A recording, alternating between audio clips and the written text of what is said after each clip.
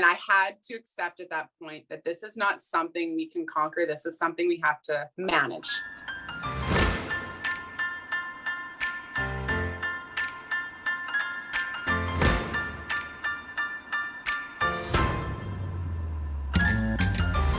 Oh, those are my sleepy time shorts. Oh, so cute. Yeah, thanks. Sleepy time shorts. Hey, Michelle. Hey, darling. Yeah, I am laying in a bed right now, and Oh. you can see the And your shorts sleepy time shorts. and my sleepy time shorts. I just have them up there for next time it's sleep. Well, I should be wearing them now because I You want it to be should. sleepy time. You should. Yeah. Very cute. How are you? Yeah. I'm okay. I am in recording from Winnipeg, Manitoba, Ooh. in my childhood home. So the home that was like my grandparents my whole life, when they passed away, my cousin Nikki bought it. And Right. so this has remained the spot where I stay when I come to town. Aw, that's And awesome. I'm in Winnipeg for two reasons. For a wedding tomorrow, which will be fun, but then I also Mhm. came to spread my dad's ashes. Right. And so I've been having a lot of, what do I call them? Stress naps. Yes. That's Yeah. good. You need. Yeah, I'm just having a lot of stress naps, my snaps. Aw. I think it's good. I think my body's like, hey, remember your dad died. Oh, And totally. you're not working, you're taking time off. So Yeah. it's been good. I'm like trying to listen to my body. We're doing a lot of nostalgic things. Like my grandma used to make toasted tomato sandwiches, Aw. which I would never think to eat this in Yeah. Calgary where I live. But I am in my childhood home where my grandma made them.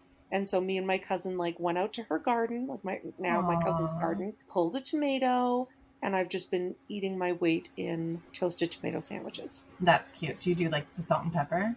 Oh, it's very, you toast the bread, you Mm-hmm. put a layer of margarine on both pieces, a Mm-hmm. layer of mayo on both Oh, pieces, wow. Okay. 2 slices of tomato, salt and pepper, and it is out of this world. That sounds amazing. I don't want to like mess with your nostalgia, but No, if you tell put me. a little like balsamic vinegar glaze on there, that would probably taste pretty good too. So I feel like in Calgary, maybe I would.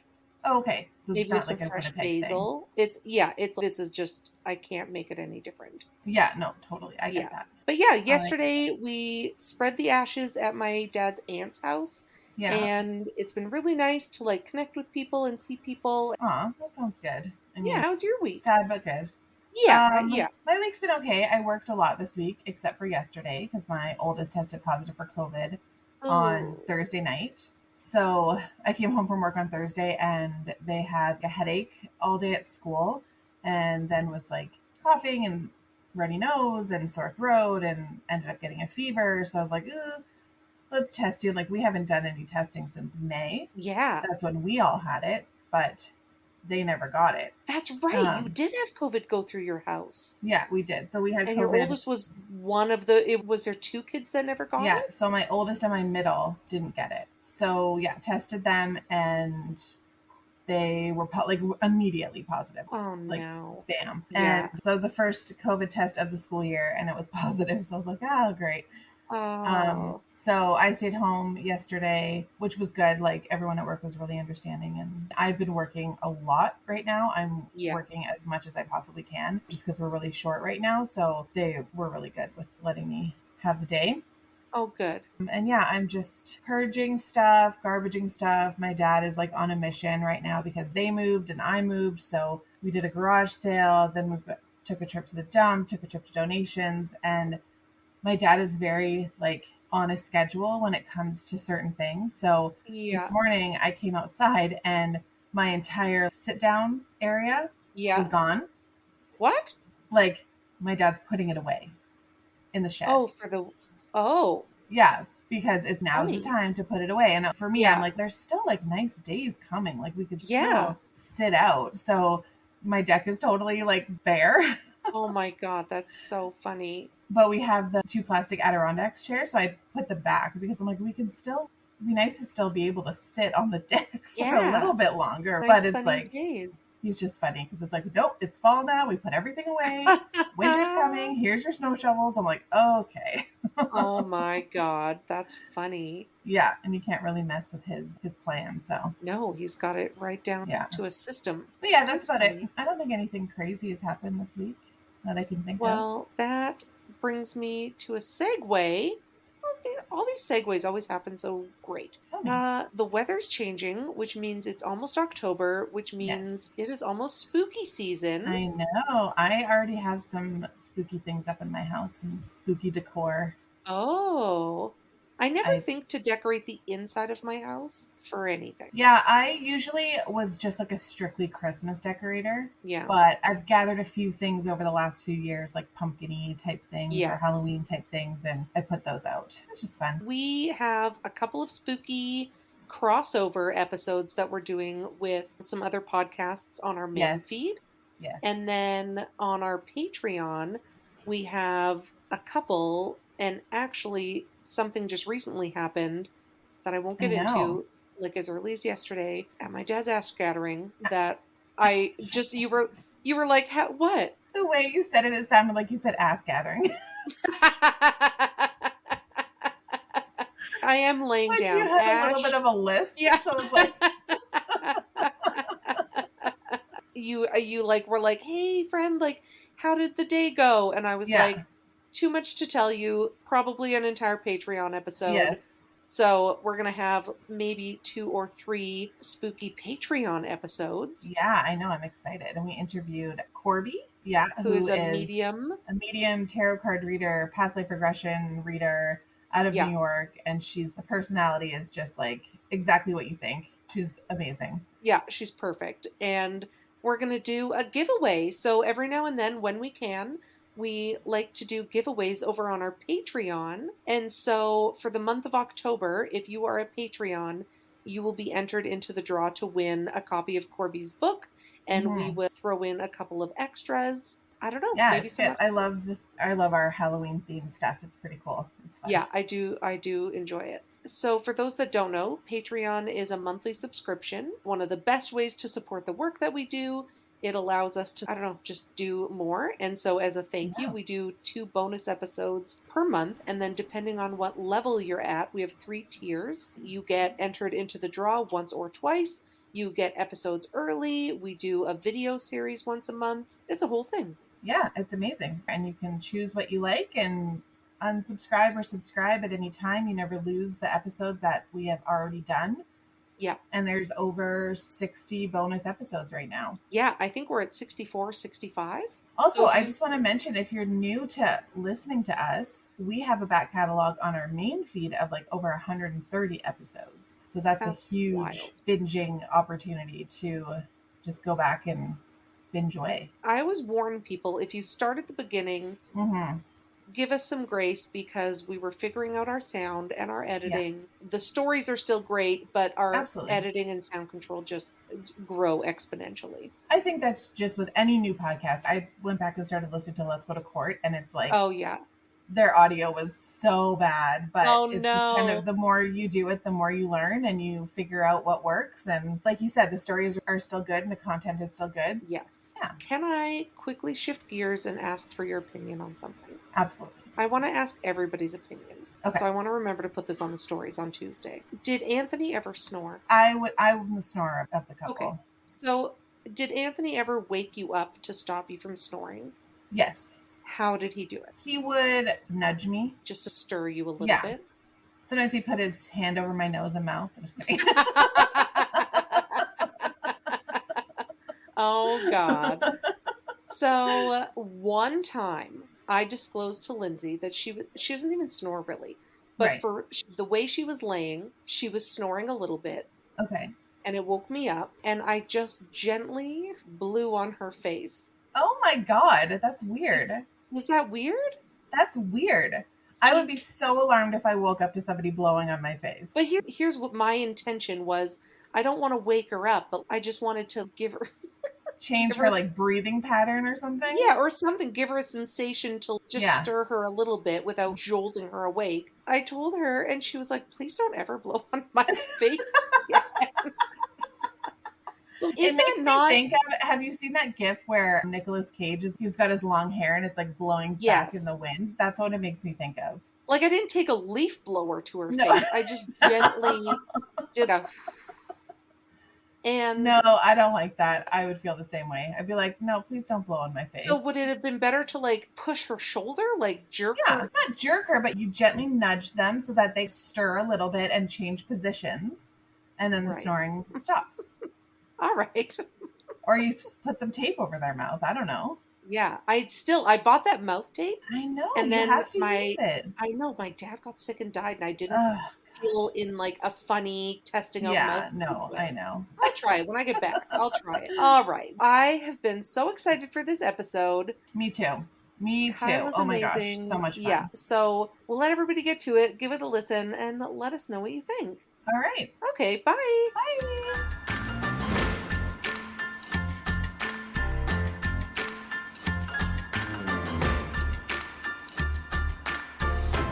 Good morning, Kyla. Good morning, ladies. How are you? We're good.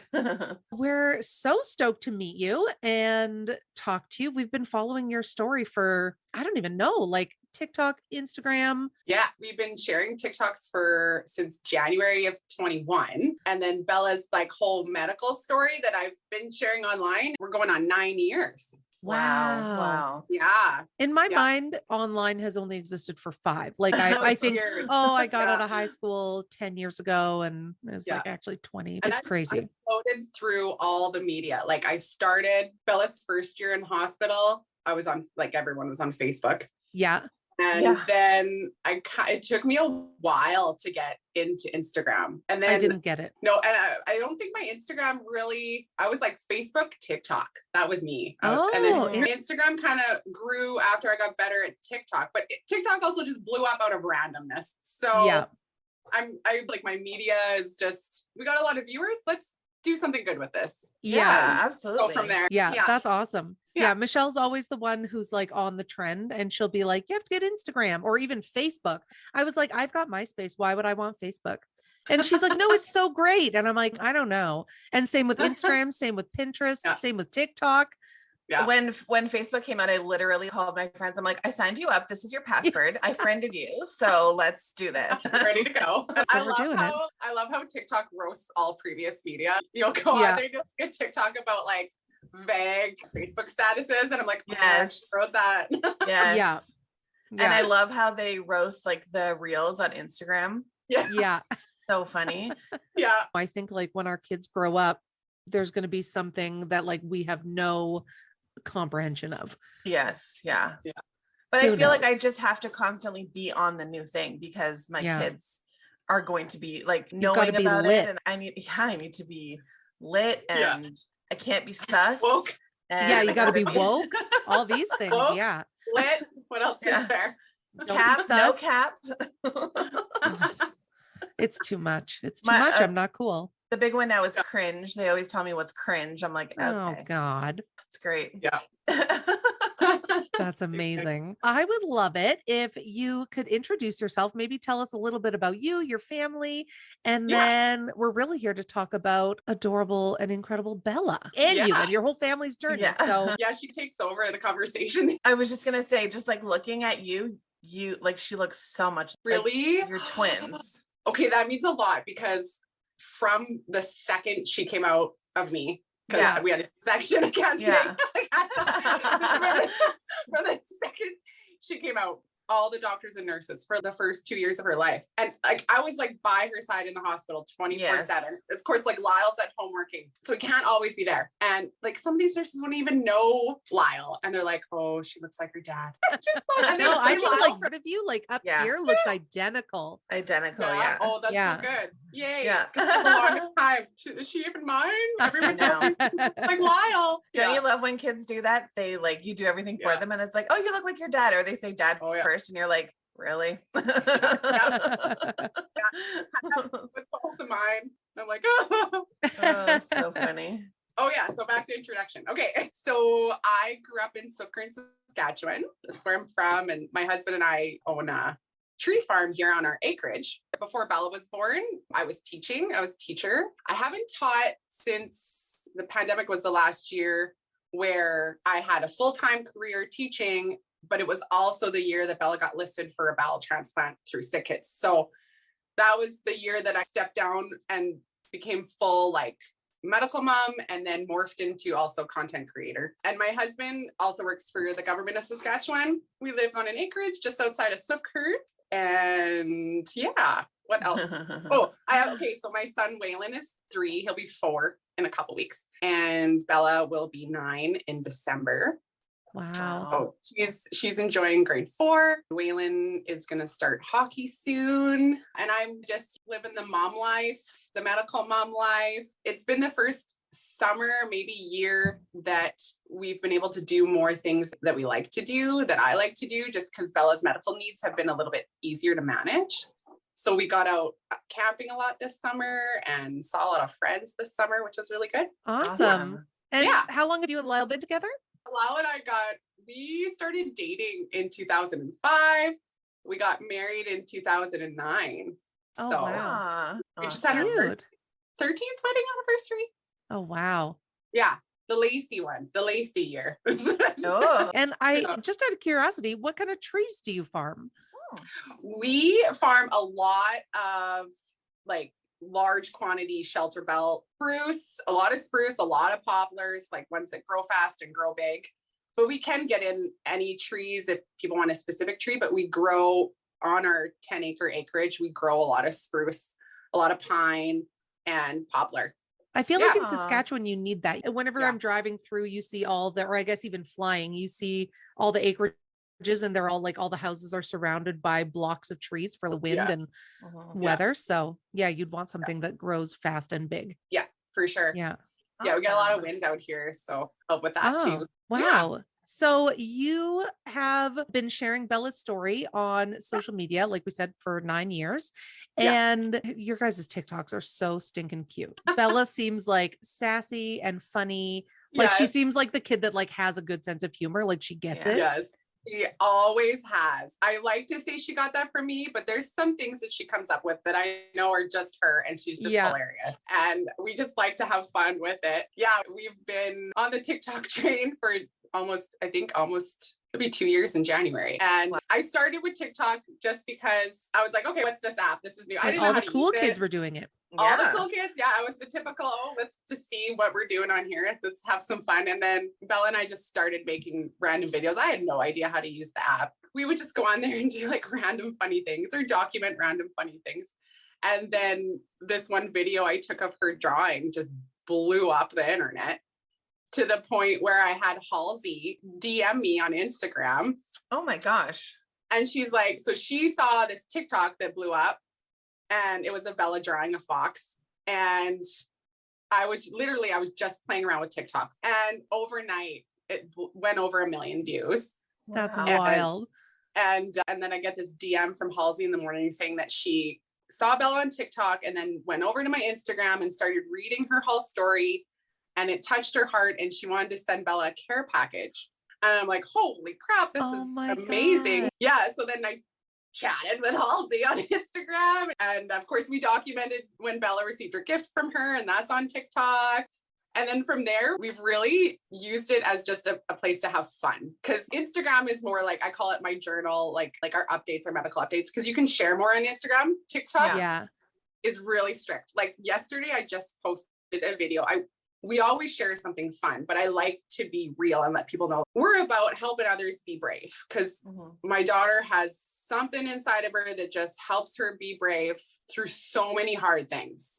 And I've had so many nurses and doctors tell me she's got confidence like they've never seen. And we really just want to share our story to help other kiddos in similar positions or families. And so when I try to share the medical side of things on TikTok, even in a supportive, uplifting way, TikTok's like, no, this is a child. We don't want to see IVs or needles or bandages. Yeah, they're like, no. So they marked it as sensitive comment. And all it was Bella was like holding my phone and like talking about me hooking up her TPN IV. And I'm like, oh, come on, TikTok. So TikTok's just forcing me to keep it simple, keep it funny, keep it cute. So we're going to do that. And then Instagram is more like where we share more of the details, because our whole life since 2020 is really had big changes, and one of them being Bella's listed for a bowel transplant. So where does her story begin? Does it begin in utero? Did you know that there was some medical complications, or was it not until she was born? It really started when she was 3 days old. I had a real good pregnancy with her. I really had no idea what was going on. I had a great pregnancy. She moved around a lot. But now that I look back, the inkling that the doctor shared with me that she might be smaller was during my second trimester. They noticed she just stopped growing. And they're like, okay, she might be small, or we're not really sure. So we're going to book you for an MRI. I got an MRI. They're like, she looks healthy. She just might be small. And I'm like, okay, all right then. So it was kind of, there's way more to it. There was one doctor that was like, could be this, which was like discussions of like fatal conditions. Right. Wow. Which she actually had. And then one doctor was, oh, she just might be small. Right. So I was left leaving that appointment thinking, okay, she's okay. She's a healthy baby, but we really don't know what's going to happen. And then when she was born, my husband had to tell me this part of the story because it was really a blur to me. I had an emergency C-section with her because I labored for 33 hours, and then I didn't know my water had broke. It leaked on a Wednesday and I had her on a Friday. Oh, And wow. yeah. So I started getting a fever, and the doctor was like, you're only 6 centimeters. We tried morphine twice. We tried like soaking in a bath. We tried everything. And she's like, no, I got to take her out via C-section. I didn't know it was a girl. So she was born via C-section. Everything was good. She came out screaming. And the doctor, our pediatrician at the time, whisked her away with Lyle. And I was recovering from an emergency C-section, like completely exhausted. So I got to see her across the room on the measuring table. And then I recovered for an hour and didn't see her till I got back to the room.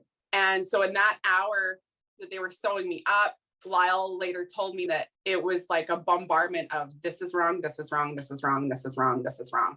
This doesn't look good, this doesn't look good, this doesn't look good. And he never told me that because he was still processing that and he didn't want to scare me. And he really just saw our healthy little girl she had her bent wrist at the time. And that was it. That's all he saw. We had no idea she was actually born with SCID, dwarfism, and long segment Hirschsprungs. No idea.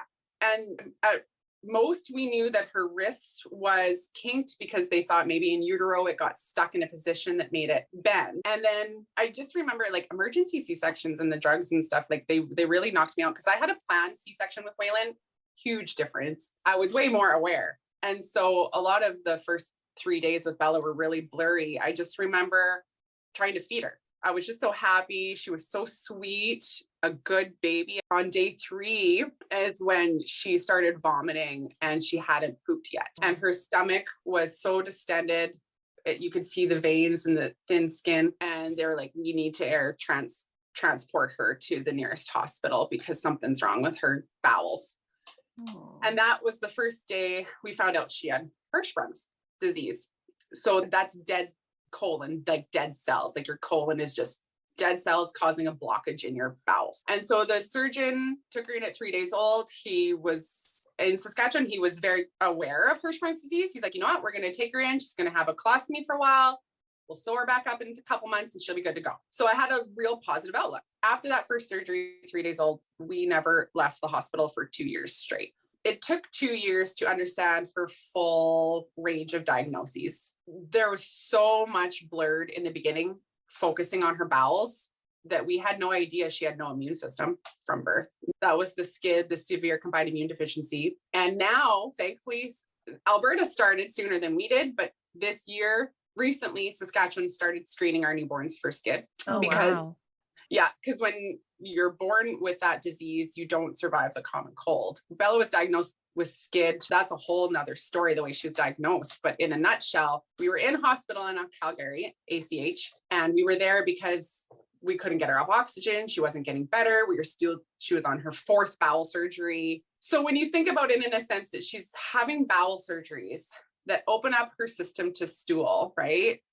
And she has no immune system. She has no ability to fight any bacteria. When we found out she had SCID, it made everything in the last 11 months make sense. Right. And then on top of that, her immunologist in Calgary was like, I cannot tell you how she's alive. It is a Wow. miracle. She's like, this is a miracle that she's alive. She's like, I don't know how she's alive. And then from that point on, we were in isolation until she could receive her bone marrow transplant. And so basically the first 11 months of her life in hospital, we were trying to figure out her bowels. And with Hirschsprung's, it usually affects the colon only. And as time went on and more surgeries were not fixing it, we realized that she had a rare form of Hirschsprung's that affected her entire colon and her small bowel that has never been seen before. Wow. So we had hospitals all over the world, not just in Canada, trying to understand what rare conditions she has and why. We had geneticists from 3 different provinces, all the teams in Alberta, Saskatchewan, and then at that point, England, because England has very advanced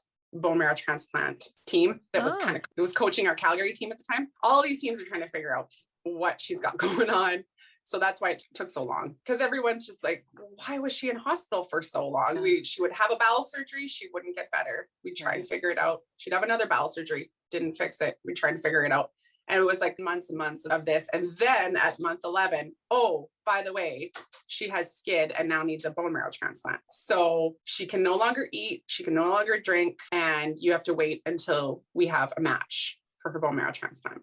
And does the bone marrow transplant fix it, cure it, or is it just a hope that it helps it? For the immune system issue for SCID, it's a treatment. They don't call it a cure because of kids like Bella. So she had complications post-transplant. Basically what happens is you're born with an immune system, which is your T cells and B cells that fight viruses and bacteria. Bella had 0. They called it a rare genetic mutation. She was born with no immune system, and the bone marrow transplant successfully gives her T cells and B cells and a new immune system. And then you take over that donor's blood, basically. Wow. In the easiest terms, you get someone else's blood, their bone marrow. That's how your blood is made.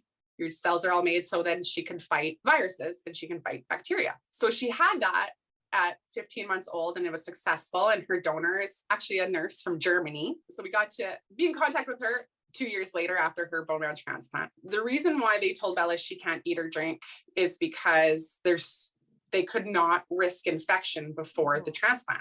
Mm-hmm. So she had the tube down her nose. So she, like, if she was eating or drinking, she wouldn't aspirate. But anyways, so her bowel issues, they resolved for a while because she had complete gut rest for months. She would have nutrition via IV, or she had very small amounts in her stomach. And so it never really seemed to bother her bowels, but her bowels just continued to have more blockages than the doctors expected. And so it meant more surgeries. And still to this day, they're testing her for a possible bowel disease that's never been seen before because she's still having complications. But apart from that, she had her bone marrow transplant, and then everything was great because she had suffered septic shock twice before that. And we almost lost her because she couldn't fight infection. And then she developed hemolytic anemia post bone marrow transplant. And so that was a blood disorder that they labeled a complication. And so they had to use a necessary evil, is what I call it, because the medicine that fixed the anemia knocked out all of her B cells from transplant. So she's still immune compromised, and she still needs IVIG every month to keep her immune system working. But in a typical successful bone marrow transplant, the child would have the bone marrow transplant, get the new immune system, go on and live their life with a brand new immune system, could get vaccines, could get immunizations, and continue to fight disease and viruses. And what's happening for you guys? So is Lyle going back to work? You're on maternity leave. Are you split up? Can your family visit? What's that like? So the first year in hospital, like, we were in Saskatoon trying to figure out our bowels, and then we got transferred to Calgary when it came to her. You know, Saskatchewan was like, we don't even have a GI doctor. Like, now she's on oxygen. She's never needed oxygen. We got to send you somewhere specialized. So when we were in Saskatoon, the first year I was on mat leave, which was fine. And my husband and I, it was a couple months before he could come home and take care of, like, our pets, his job. Thankfully, at the time, his boss was amazing. And he could also work remotely too. At month 11, when we got transferred out of province, it was really difficult. And then we had to morph into, you know, he could come every weekend, work during the week, drive to Calgary on the weekends as much as he could. Did you have, like, support in Calgary? Like, how did you get breaks, and how did you take care of yourself during all of this? Somewhat of, hopefully, a pioneer into support for parents that have to live in a children's hospital at that time. So that would have been 2014 14, when we started living at ACH in Calgary, there's no support. There's no mental health support. There's no counseling support for the parents. It is only for the kids. Wow. And so at that time, if I wanted to help myself, I would have to go outside the hospital, away from Bella, look for a doctor, or have my doctor from my home province find someone for me and transfer me to them. It was exhausting and something I could never do. So I spent 2 years suffering through what later would be called PTSD and trauma, to find out when I came home how that actually affected me when I got home 2 years later. And then with Bella's story being ongoing, because of course we had to go back into hospital numerous times for many months post, I would start conversations with her counselors and the child life teams and the mental health support for her in the hospital. And I would really talk to them and be like, okay, like I've suffered this way because I'm trying to be there for my kid, but I can't be there for my child in hospital. I'm suffering too. Absolutely. So for me, it really affected me later. I think my body was just in go mode the whole time.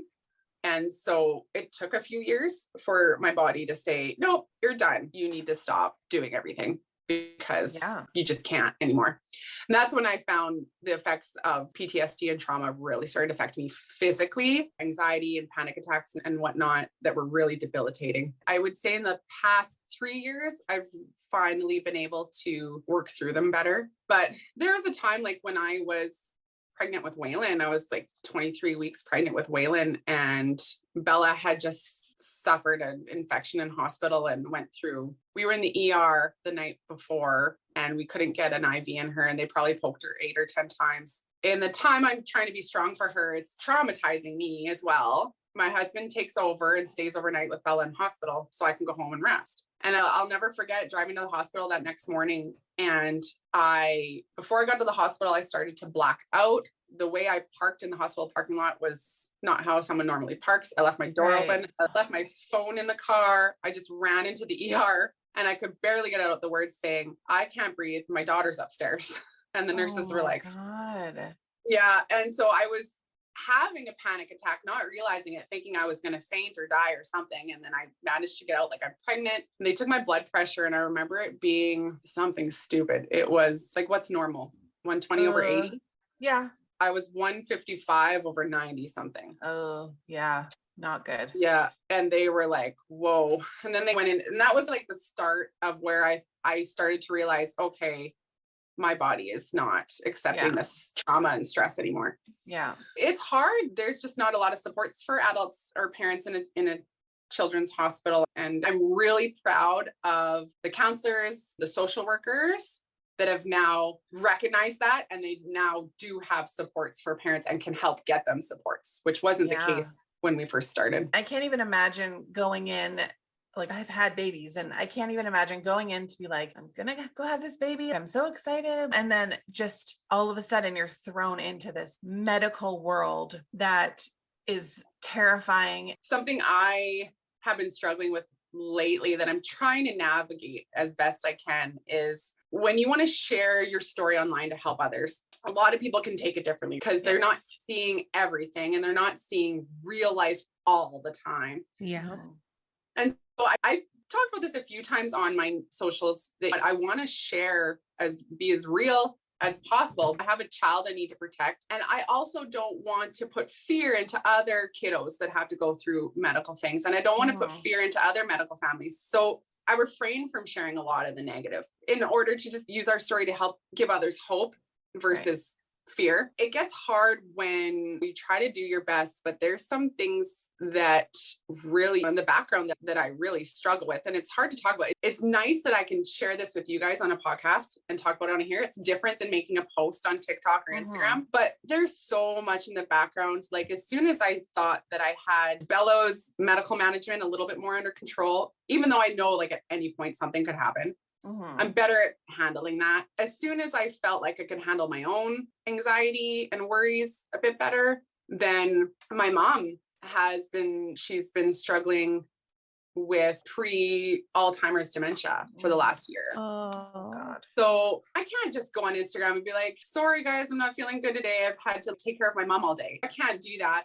but that's in the background and that's really heavy. I'm trying to navigate through that with it's just my sister and I trying to help her out, keep her safe. And after a year of that, which is ongoing, just in June, my dad had a heart attack. I needed to be there in the ER with him when the STARS ambulance took him away to Regina. And then a week later needed a quadruple bypass surgery. And there's just so much that I just can't post and talk about online that is really a lot to deal with. So whenever I see anyone out there, I try to teach Bella this to like another medical mom or any mom, really, any dad, caregiver. I always try to instill in her, like, look, like there, a lot of people are suffering and you don't know the whole story all the time. Yeah. That's so true. And it's another reason why I like to use my energy to be vocal online and share our story so much, because those people don't know. And the teacher in me too wants to educate about what real medical situations for parents and kids can look like. Then hopefully I can help these people become a little bit more understanding and empathetic.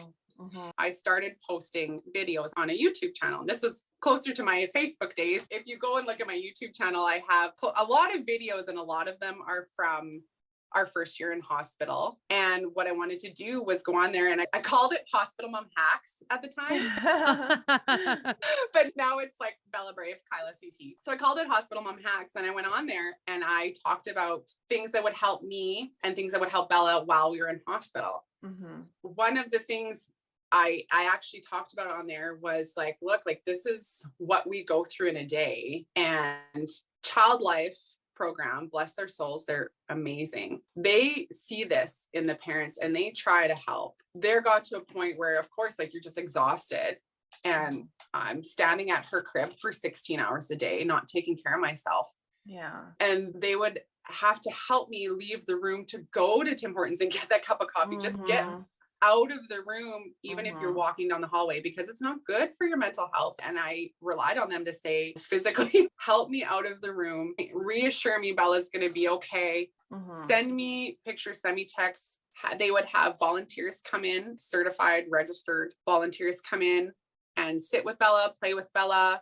Like they have all these programs in place to help caregivers take breaks. And it is so needed. I was wondering about Bella developing like in the first year of a kid's life, they learn to sit, roll over, stand, maybe walk, talk. So was her development otherwise on track, or how does a kid deal growing up in the first year of their life in a hospital?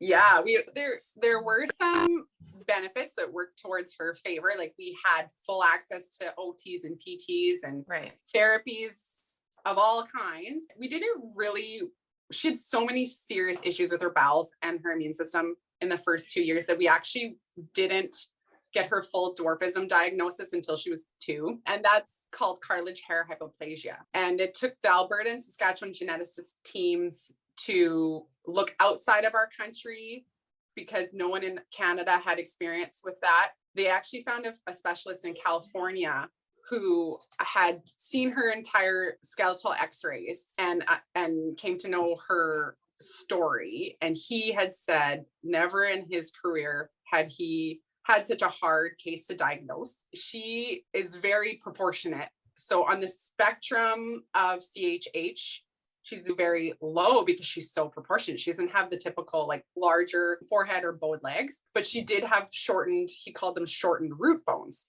So from her shoulders to her elbow and from her hips to her knees. And so they never had a growth chart for her. They didn't know how she'd grow. This specialist said it was very hard for him to even confirm that she had CHH. And so once we had this dwarfism diagnosis, then we could understand more about her growth. But by that time at 2, she'd already had multiple bowel surgeries, I believe 5. Her surgeries from 3 days old were very like, she had the first 5 surgeries were at like 3 days old, and then 2 months, and then 4 months, and then 8 months. Her bone marrow transplant was at 15 months. So she barely recovered from one and had another. And in there was also septic shock. And so she was constantly with cords and lines and surgeries and recovery. The milestone of sitting or rolling or moving was just not there. So we went on her terms. And so physio and OT really helped me with all the physical stuff. And they were very impressed with her how well she did recover after each surgery. And with all of that being in there too, like I remember things like the first time she would willingly eat or drink was when she was 2.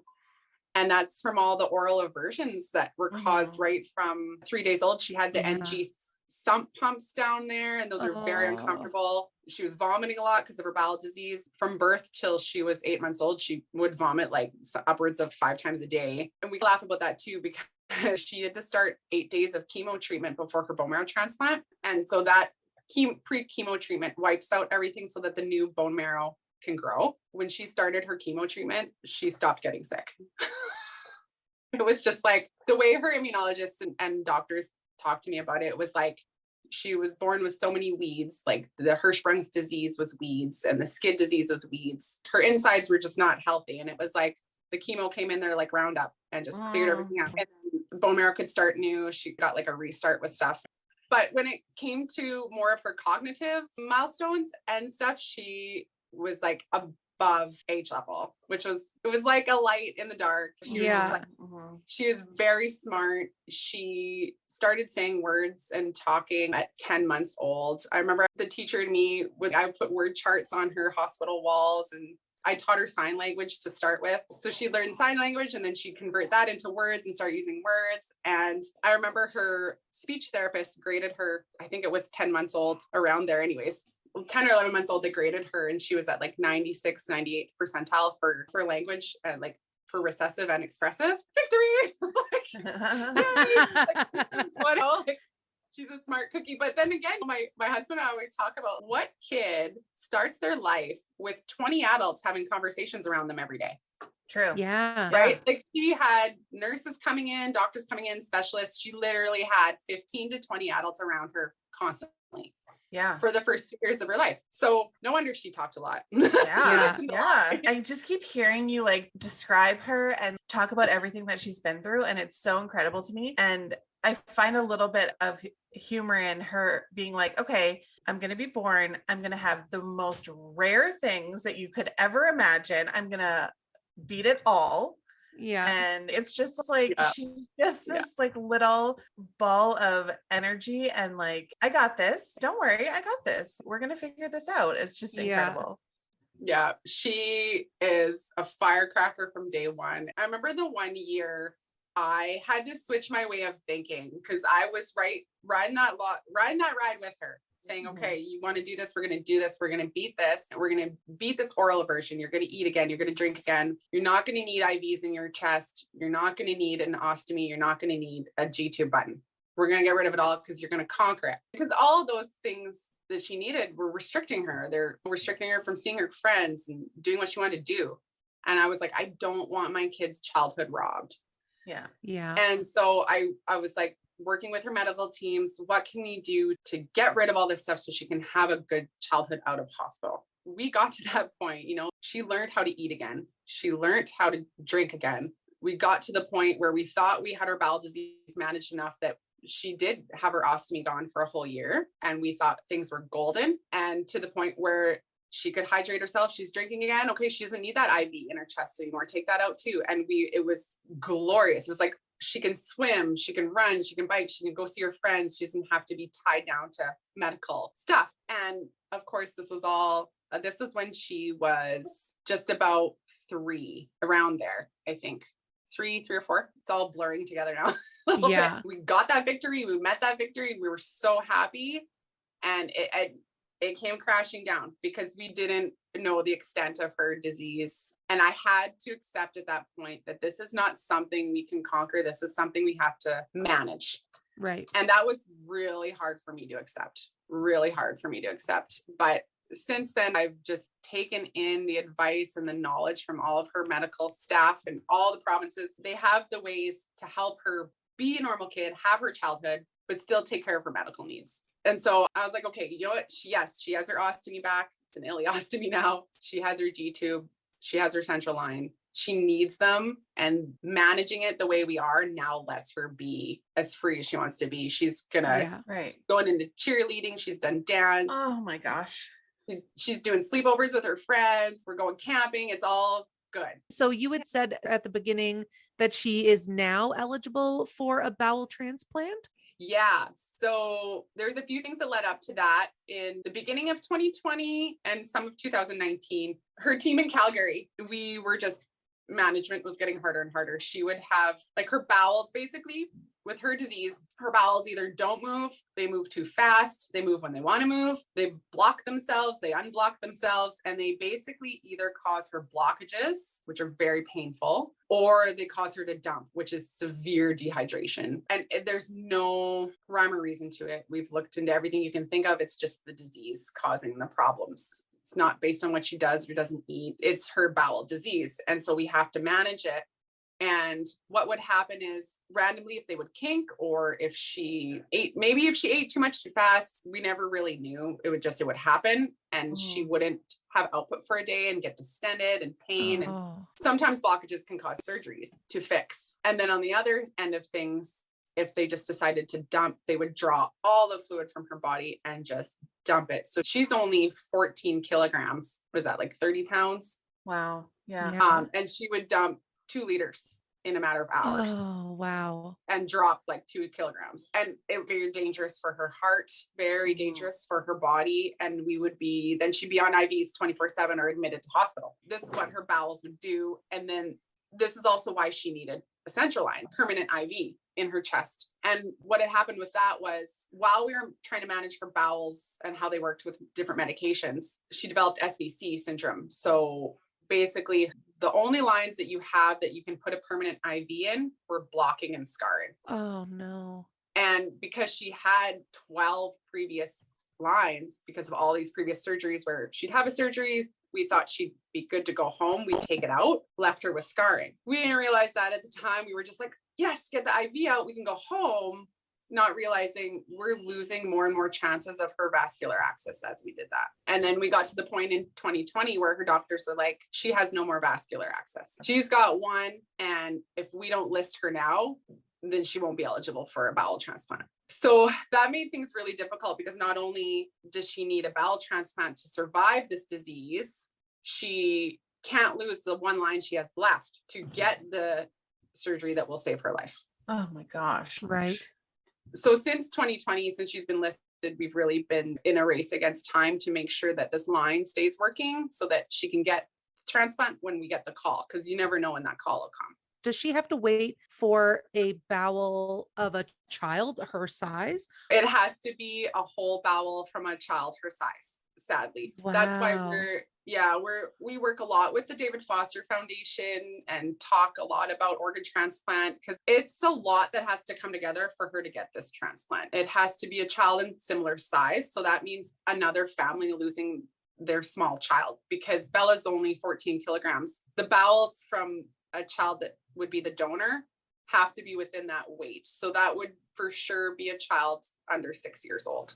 Yeah. I was going to say like 4 to 6, probably. Yeah. Yeah. Oh. Or even an infant, but that's so rare because we keep our kids so safe in Canada. We have such a good healthcare and surgeons and ability to keep our kids safe that it could take a while. But I think it was just within the last year or two that the Sick Kids Hospital opened up their allowances for what blood types can be transplanted. It used to be only the universal blood type. Oh, wow. Oh. It wouldn't like or it was either that or the exact blood type. I can't remember. Like if you're B negative, you only got B negative, or you only got O positive. Anyways, right. They opened it up. Now it can be either. So there's more chance there for Bella. Yeah. If one of those 2 blood types happen to pass away and the bowels are healthy, then that would be the 2 deciding factors. Yeah.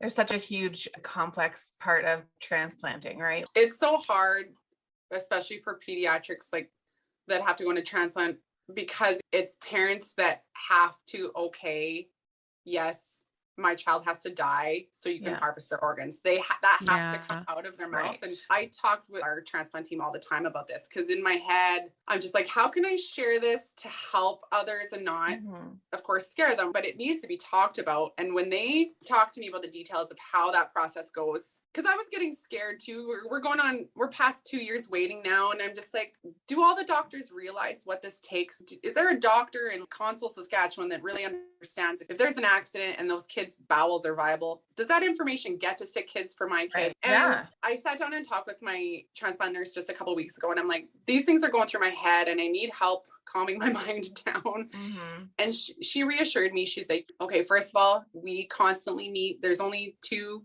places in Canada that transplant organs. It's Edmonton and SCID for the bowel transplant that Bella would need. SCID is doing it and she's registered.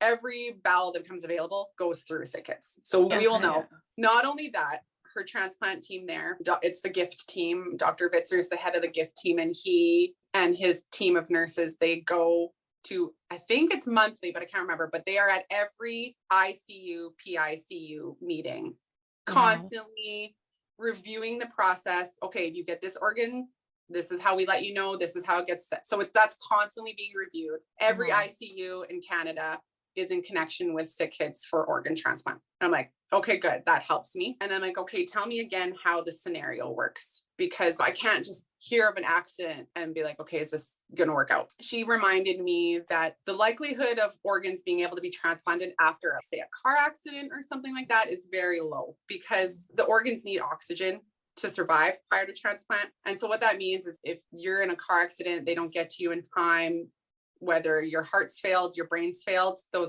organs aren't getting oxygen.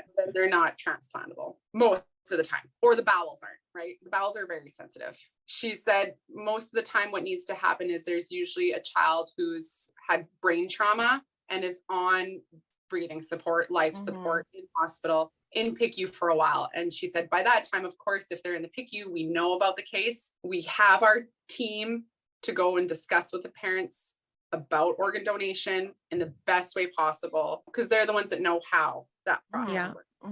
So we've had that discussion with them. And then from there, it still has to work out that the bowels that need to be transplanted are viable and healthy and usable. Then the parents have to give the okay, take them off life support, donate their organs. And that is very hard to go through. I can't imagine sitting there making that decision for your child.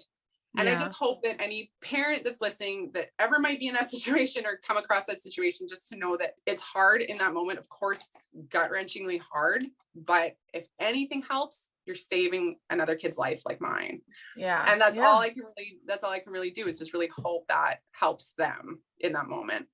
We interviewed the mom of Mackenzie, who died of a brain trauma after being injured in a day home. She was in Calgary, and once it was decided that recovery was unlikely, there wasn't brain activity, she talked about being on that receiving end of having the donor team come in and talk to them and see about that. And it was a really beautiful process, despite the tragic sort of nature of it. It was really interesting to hear her side of it, being that parent having to make that choice. Does Bella's prognosis change substantially with a bowel transplant? Is there like an alternative for Bella in the meantime? I don't know what that would be, but right now I would just say it's the best management we can do until the call comes. I do know that right now we are very blessed to have started. Bella's been on a new medication for a year now that just became available for pediatrics in Canada.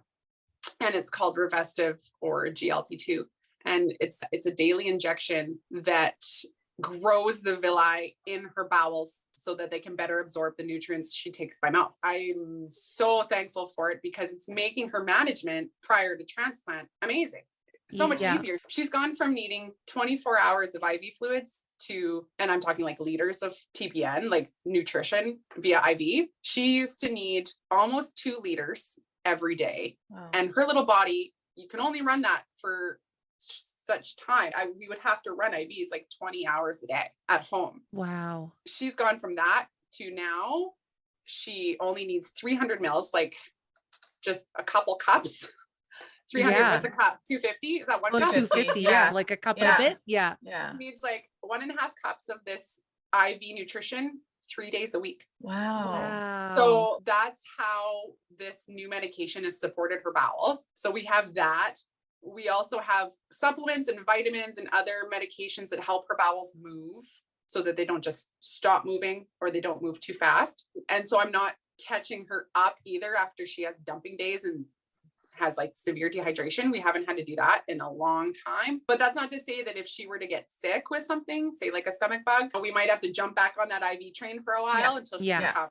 But we haven't for a while. Her management is good right now. And we have to just hope that stays the course until the call comes. I try not to think too much about anything happening to her line because I have a hard time envisioning what would happen if she couldn't get the transplant, because if and when she does get the transplant, that's a whole new life for her. Ostomy is gone, IV reliance is gone, everything's gone. She has her non-medical life back.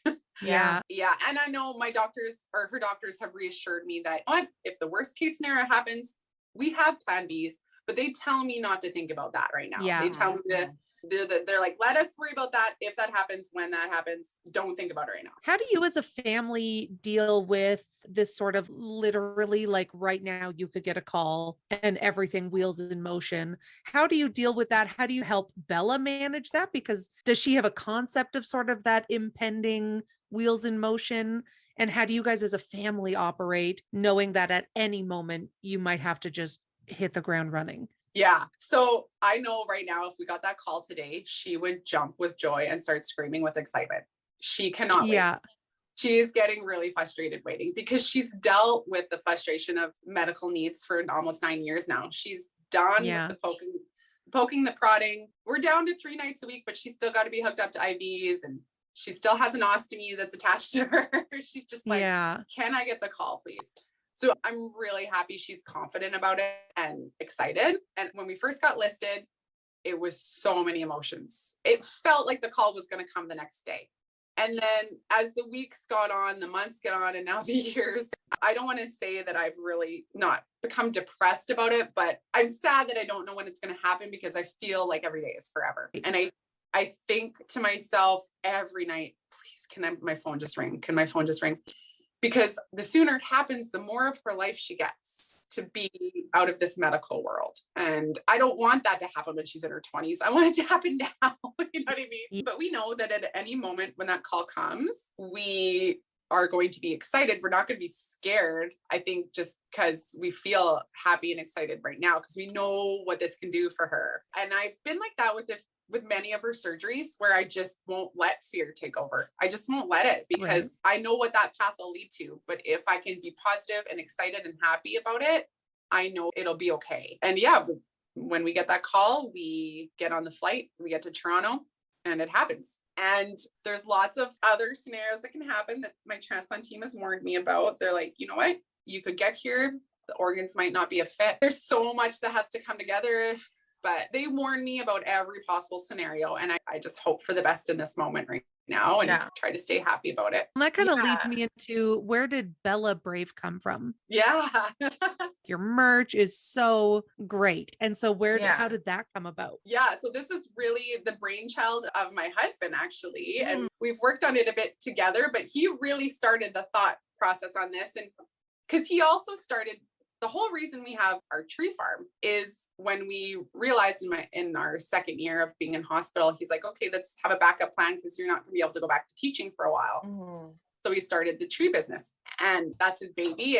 And it's birthed into a large business, which has been great for us financially. And then we're 6, 7, 8, 9 years down the road now, and I still can't go back to full-time teaching. And so my husband's like, what if we throw merch into the mix? Let's give it a shot. And it's a unique start to this because we were thinking about this. We were planning a logo. We were planning a design. We had all this ready to go. Then Bella gets septic shock and we're sent into the PICU in Calgary. So this is April 21. And we're in the PICU and I get a phone call from one of my friends in town. And she's like, I had a lady reach out to us online from the States and she wants to support you by starting a merch business for you. What do you think? And she had her old printing shop, everything. And her name was Nikki. I was like, my husband and I were like, this is crazy. This is exactly what we were going to do as soon as we were back home. And she started it all for us. Like just got it going and it blew up like the first couple months. it was crazy. It just took off. So we gave her our designs, we gave her our logo that we had created, and she printed it and put it out there for everyone to take. That was amazing. And then, so she eventually couldn't keep that printing manufacturer going. And so then we needed to take over ourselves. So since then, it's been a little bit harder, but it's basically been like a job for me. I've been putting work into finding companies that can print and manufacture our merch based on my designs. And so recently we created a new design, which is not just the logo Bella Brave, but now we have a shield, a Be Brave shield, which I drew, and Bella helped me design it. And so if we just want, it's just another way that we want people to feel brave and to get through hard things. And we've really just been growing it based on Bella's designs, thoughts, wants. And it's hard though. Like we're in Canada, there's not a lot of companies that want to print merch locally and be able to send it throughout the world. So the only tricky part I found is we've had to partner with a lot of places from the States. So I feel bad for our like Canadian supporters because it's like, I'm sorry. And then of course there's shipping costs if we want to make money for Bella, because we put the money into her savings or we use it for her medical needs, medical travel. So every purchase, 30 to 50% goes to Bella. Wow. Yeah. So we try to have it as accessible as possible, but that still comes with some costs for the manufacturers and printing companies. But overall, we really just hope that it helps them get the message out there that like you can be brave through hard things too. I need one of those. Yeah. Oh, and like on our Bella and I, we use our TikTok lives. We'll go live and our Instagram. We like to do lots of giveaways. Oh, nice. Yeah, we've done 2 giveaways on our TikTok lives recently. Pretty much every time we go live, we'll do a giveaway. On Instagram too, we'll do giveaways every new launch, that sort of thing. Oh, that's I so love awesome. that. Yeah. We'll have to do over on our Patreon, we do draws where we'll either buy merch from somebody or if they have a book, we'll buy the book. So we'll buy something from Bella's store and do a giveaway on our Patreon. That would be awesome. Yeah. Maybe we'll just get something for us too. How does Waylon understand? He's only 3, but does he understand that Bella has unique needs and is smaller? Like he looked just from when he popped in on video, he looks more of a typical size. Yeah, he's definitely your average 3-year-old for sure. Like when he was born, he was 50 percentile everything. Like, oh, wow. I remember the nurses were like, this is the type of kid we see in our textbooks. Like, yeah. So yeah, like and of course he's been in this medical life from birth. There's been a few hospital stays where he's right there with me in the car seat, or the nurses are holding him while they're treating Bella. That sort of, so he's been a part of that. When Bella's home care nurses come over, he's like, hey, put the cuff on my arm. I want to do that. I call him my sweet little old soul because he's I think I have an empath on my hands, which makes me very happy because that's very much me. Someone I can cry with. Yeah. But he's very sweet. And Bella's my go-getter, feisty, sass queen. So I feel a little sorry for him in a sense that she's often the one to knock him down in the fights. Oh, but that's so funny. He's very understanding for his age. And I have always been very vocal with him, helping him understand it because I had that experience with Bella. Of course, she had to grow up in hospital. And so I was always just very like truthful with her and helped her understand from a very like real perspective. I'm glad he's getting older and gets it more because it was really hard. So we had to go to sick kids. And the first time he's 1 and 2. And so we would have to leave him with grandma and grandpa. My first time I had to go to sick kids with Bella, I was gone for 4 months. And that was really hard because I didn't know at that, like she went for assessment and then it turned into an emergency surgery on the Beswar. That was the whole thing. She needed bowel surgery. We had to stay longer. I don't know when I'm coming home again. And that was really hard because he would just see me on FaceTime. And then that happened again the next year. Was gone. Her next day at Sick Kids, she had septic shock, and then we were there for I think 2 or 3 months for another summer. And so those 2 episodes really ingrained in his mind, like, oh, when mom says she has to go to the hospital, she's gonna be gone. And so I'll never forget the first night I came home from the second Toronto trip, I think is when it sunk in. He's 2 now, he can talk to me. And I was like, okay, well, Bella's got a doctor's appointment tomorrow. Gotta go to the hospital. It was just blood work in town. He immediately broke down and started to cry. And he's like, please don't go to the hospital. Yeah, please don't go to the hospital. And I was like, oh God, here we go. So from then I realized he thinks I'm going to leave for a while again. And so I tried to reassure him and I started bringing him with me. And I'm like, this is a quick visit, like super quick. And I related to other quick things that I'm like, quick, like breakfast or like, Yeah. like getting dressed. Like, we're going to be done right away. Mommy's not leaving. And so then I would bring him with me to the appointments, and he would sit there while Bella had to get whether it was X-ray or blood work off her line. And then we drive back home. And then he started to be like, oh, okay, all right. When it comes to genetics and getting pregnant again, was there a thought that Waylon could have the same thing as Bella? Yeah. So after we discussed, because we wanted to have a large family, right? Like we wanted to have more kids. And after Bella was born, of course, we needed to take a lot of time to think about that, because we didn't know what that meant for our next child. And so we had a lot of conversations with her genetics doctor. They had told me that with her condition, there's a 1 in 4 chance our next child could be born with the same condition. And it wasn't that the dwarfism would be an issue at all. Of course not. It was SCID being fatal, Hirschsprung's being horrible. And we were like, no, we don't want that for our next kid, no matter what the chances are.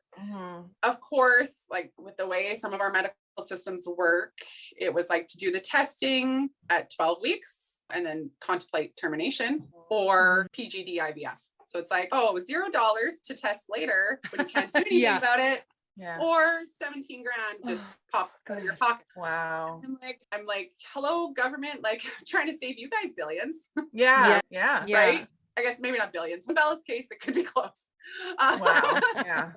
And I talked to the geneticist. I'm like, how is this not a thing? Like, how is it that I am taking the time to try and save our healthcare system money by doing the pre-genetic testing so that my next child doesn't spend years in hospital? How is that not covered? And she's like, where do we draw the line? Like, what condition? Huntington's? Or are we drawing it at a random blood disorder? Are we drawing it at this condition, that condition? Like, we can't, the government can't draw a line.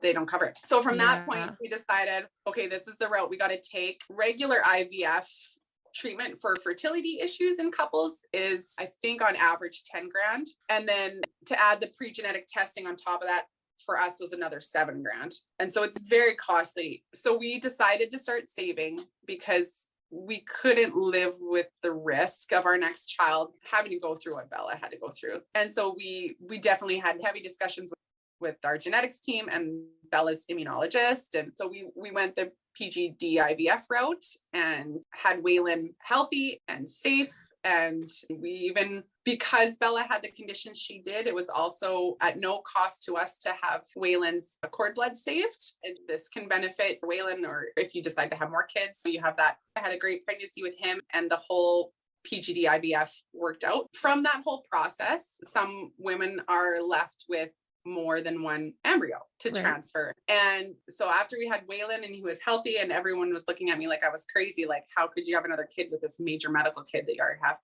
And I'm just like, oh, people, of course he was an amazing baby, just like Bella was. And we wanted to grow our family, right? Like, we had to wait so long, and we knew we could have healthy kiddos that didn't have to live in hospital, then let's have a big family. So we fortunately had 2 embryos left after the whole process. And I definitely wanted to have those. I wanted to have Waylon and then wait a couple years, have more, wanted to have all these kids. For me personally, I could not just leave them. They were my babies. I wanted to have them. I couldn't just leave them. So we tried, but unfortunately those 2 didn't, for whatever reason, they didn't take. And I'm so sorry. So we're done with that path, and we have Waylon and Bella, and we are so happy that they are happy little kidlets that we could ask for. And so we're a family of 4 and we're good to go. I think you're doing such an amazing thing on social media sharing, and Bella's just this like amazing light, and she's probably so comforting to other children who are going through medical challenges, and being able to see her and say, I can be brave like her. I'll never forget, there was this 15-year-old girl, and I'm sure there was many more teenagers even, but so through Bella's bone marrow transplant process, we lived on the oncology unit for an entire year. We were already on the bowel unit too at ACH. They transfer us. And so we were next door to the kids going through cancer treatment. And that year was hard because we met friends and we lost friends. And I'll never forget the one girl, she was like 15, and Bella and I would always walk the halls, and she was 1 years old at this time, walking the halls, whether we were in her stroller or a little scooter, or she was holding my hand. The nurse came in and she's, so-and-so down the hall is she's like, I need to let you know how you've touched her. Like, she has had some really dark days fighting cancer, and she sees Bella and it brings her hope in life. And she's like, I wanted to let you know that. And I'm like, wow. oh, and then puddle, because I'm like, okay, my little girl's helping other little girls. And it just meant a lot to me. Yeah. Absolutely. Oh, that's that's amazing. so nice. Yeah. Oh, wow. You guys are amazing. Yeah. Thank you so much for Yeah. being on our podcast. I think it's, like I said, we've been following you and Bella for so long. So it's so nice to chat with you and hear some things that you don't post online. Yeah. Oh, of course. Yeah. We will let you get on with your day. You got to go check out Waylon's new hockey gear. Yeah. We're going voting with Dad today too. So we're going to, yeah. That's Yeah. awesome. That's Have so the best time. And we'll have to do this again. We'll do a catch up. Absolutely. Yeah. Yeah. You bet. Thank you so Awesome. much. Cool. All right. Have a good day. You too. We'll talk soon. Okay.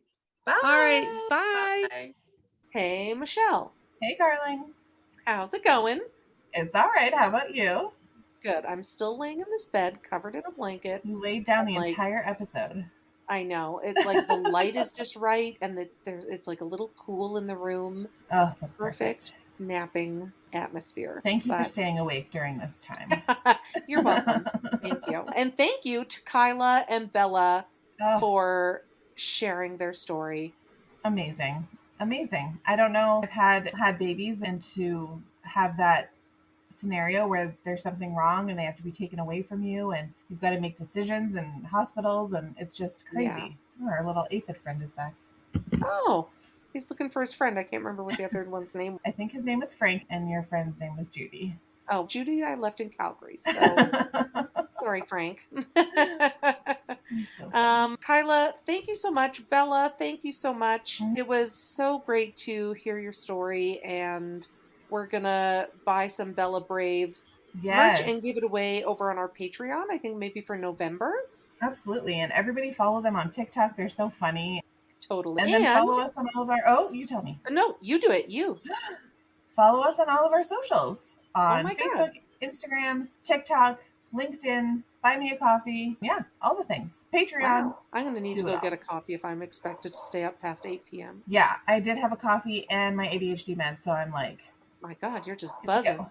I am. I don't even hear it, but my cousin's I hear a dog, my fur niece Trim, is having a time out there. Trim. That's Yeah. such a funny name for a It's dog. cute. It's Trymm. I don't know if it's like from something, but she's Maybe pretty it's cute. Scottish. Oh, maybe she did marry a Scotsman. My cousin, not the dog. No judgment. No judgment. Love anything, anyone. I don't know. All right. Oh, I hope you have a everyone good rest has. of your day. Oh my God, you have a good rest of your day. Okay, I will. I get back on Monday night, and then we have to get together immediately so I can tell you all the things. Spill all the tea. All the tea, which I'll spill over on our Patreon.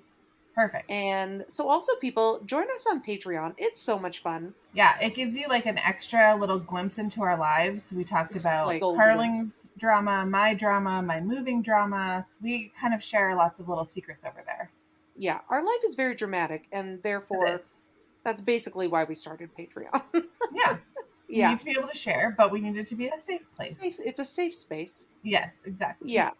All right. Have All a great week, and we'll talk to you later. Okay, bye. Okay, bye.